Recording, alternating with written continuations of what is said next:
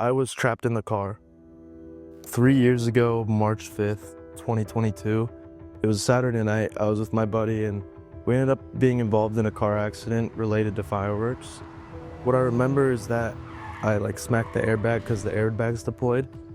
I kind of went into a little panic, and then I turned to my left and out the driver back door, I just saw a light, and I kind of just pulled myself out of my seatbelt and dived out that door. I looked back at the car and I just started running maybe 20 yards.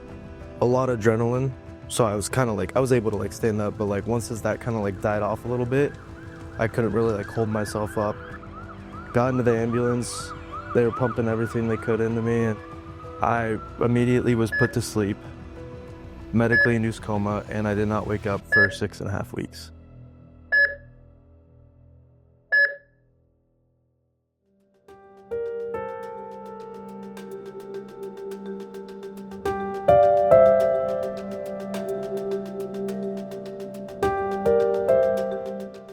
I ended up waking up, I believe, on Easter Sunday.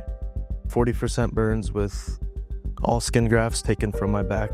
I knew something had happened, but I couldn't recollect exactly what happened.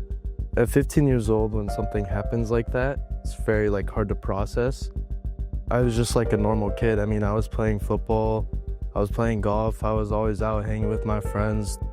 I just kind of had to embrace everything and realize that this is reality.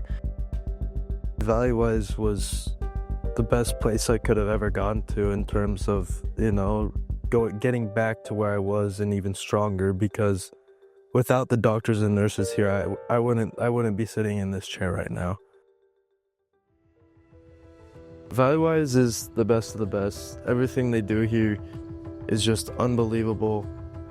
Another huge person would be Dr. Ferrari, who did majority of my surgeries for my skin grafts. He'd just been always there from the start and always checking in, always making sure I'm good, till this day.